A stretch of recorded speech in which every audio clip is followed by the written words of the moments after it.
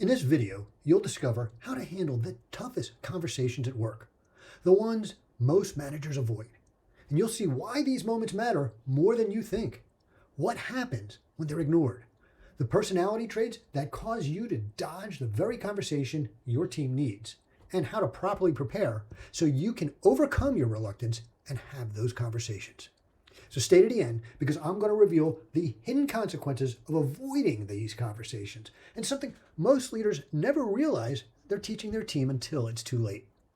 So if you're ready to lead with clarity and courage, hit like, drop a comment with your toughest conversation challenge, and subscribe so you never miss a tactical leadership breakdown.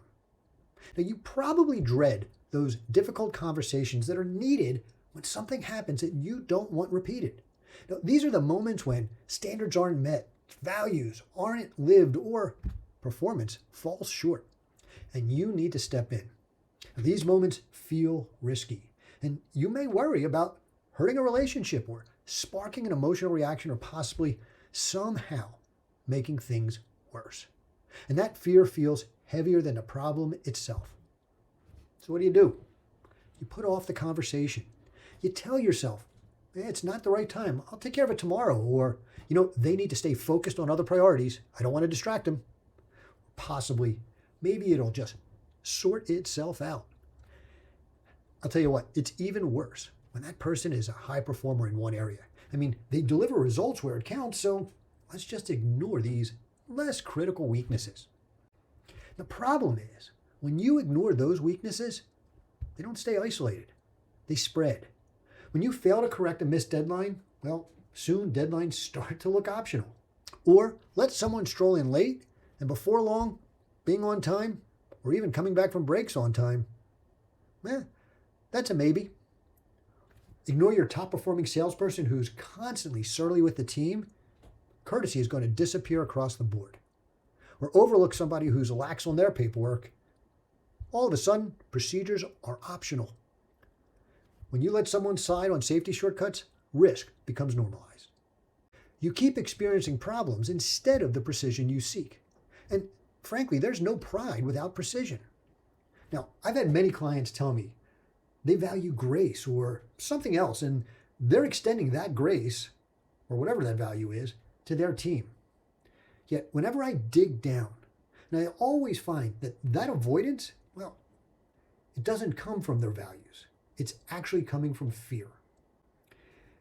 Maybe you're a people pleaser, and your fear is that if you upset someone, they won't like you. You believe being liked is the key to influence, and so you dodge the hard talks. Or maybe you're a conflict avoider. Your fear is that the tension's going to blow things up, and so you'd rather sidestep the conflict, and you tolerate the poor performance, even though it guarantees that if you don't address it, more conflict is just going to come later. Perhaps you're a rationalizer. By this I mean your fear is losing results, and so you excuse bad behavior in one area because you don't want to jeopardize success in another.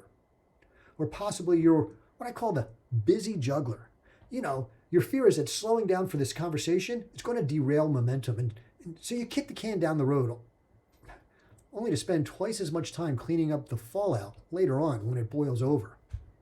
Different stories, different excuses, but frankly, it's the same root cause. Fear. It's fear that drives your silence. And frankly, all fear is fear of the unknown. And so to fight that fear, what we need to do is make the unknown known. And to do that, it requires preparation. For example, you might fear not knowing how the other person will react, or how bad it might get, or how it will affect the rest of the team. Well, when you prepare, that preparation shrinks that unknown. It makes it smaller. And the more prepared you are, the less there is to fear. So to start your preparation, let's begin with reframing. For example, if you're a people pleaser and you want to be liked, well, here's the irony. When you set out to be liked, people tend to do and give whatever they perceive somebody wants in order for them to like them. Well, people end up not respecting you because they walk all over you. And if we don't respect somebody, we're not going to like them.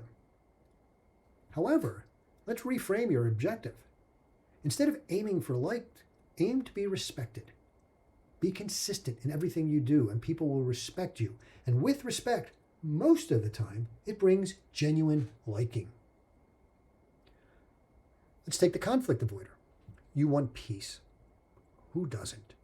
Avoiding conflict, however, it never creates peace. It only delays the bigger fight as people push that boundary more and more until finally you say enough. But they've gotten away with so much that it's a much bigger problem. See, real peace comes from confronting issues and resolving them, not letting them go. Perhaps you're the rationalizer and you want results and you don't really care how they come. I'm going to rationalize this bad behavior because you want results. Well, protecting one win by excusing bad behavior undermines the results everywhere else. See, true results come across the board and not at anybody's expense. It comes when your standards are upheld for everybody. And finally, that busy juggler, the person who wants efficiency. Let's just get things done as quickly and as easily as possible. And by skipping this conversation, I'm going to go right to the end. And it's going to feel faster. I'm not going to lose momentum. I'm going to stay focused. Of course, what happens is that problem continues to get worse and worse. And eventually, you're going to have to address it and clean it up. But because it's grown up, it's grown out, it's a much bigger cost to clean up. See, real efficiency is dealing with the problem early on before it spreads and then getting back to work. Now, beyond just simply reframing, preparation also means thinking about what's going to happen.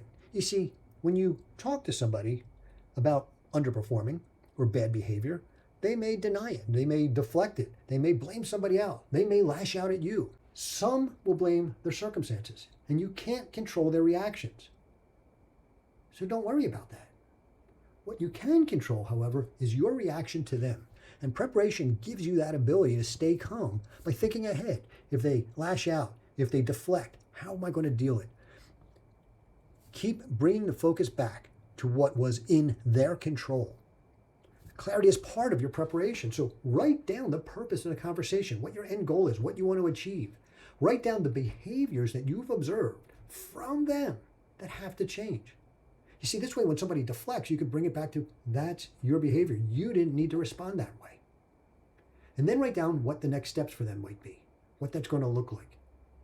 You see, when you have that kind of structure, we could stay grounded. But without it, emotions take over. With this structure, now you can reinforce accountability. You don't have to wing it or play it off the cuff. There are frameworks that are designed to make these conversations easier. A step-by-step framework. Now, I've already broken down the corrective counseling process in another video. And if you haven't seen it, go watch it after this one. It shows exactly how to keep these talks constructive and effective. See, preparation is going to shrink your fear, and the reframing is going to enable you to replace excuses with structured feedback. And then having a structure will be able to keep your conversation on track. And that's how you keep from avoiding difficult conversations and start leading. I promised you, what's the one thing that most people don't realize about avoiding these conversations? The real hidden danger and injury. And it's simply this. As a leader, your job isn't just to make sure the work gets out the door. It's your job to make sure each team member is showing up as their highest, best self so they can effectively and efficiently get the work out the door. And when someone isn't doing their job or they're disruptive in some other way, they're not at their best. They're not their highest, best self. Holding them to that higher standard is your job as the leader. And as you know, when done right, these conversations will bring out the best in people. So if you're avoiding the conversation, guess what? You're not doing your job. And in fact, what you're saying, it's okay for you not to do your job because I am not going to do mine. And that's the hidden consequence of avoidance. You're modeling what's acceptable. And in this case, when you sidestep accountability by not holding your team accountable and having those conversations, your team learns to sidestep accountability as well. See, leadership is at its core modeling what you expect. If you want your people to step up, you've got to go first. And that's what I call true integrity. It's aligning what you say with what you do. And when you live that way, your team will follow. I promise. So here's what to do next. Think of one conversation you've been putting off. Write it down, prepare for it, and schedule it as soon as possible. See, the right time for difficult conversations to occur is as close to the incident as you can do it, which means if you've been putting one off and letting someone off the hook up until now, now is the right time. Not tomorrow, not next week, now. So take the time, write your counseling out, and then hold that conversation.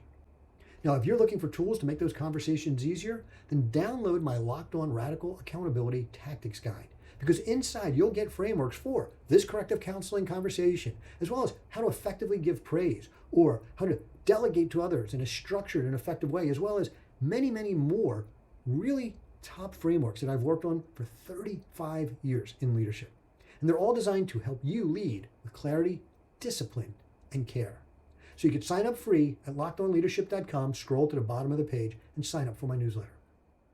If this video gave you something to act on, hit like, drop a comment with your toughest conversation challenge, and subscribe so you never miss a leadership breakthrough. Join the Radical Accountability Movement by watching the next video right here.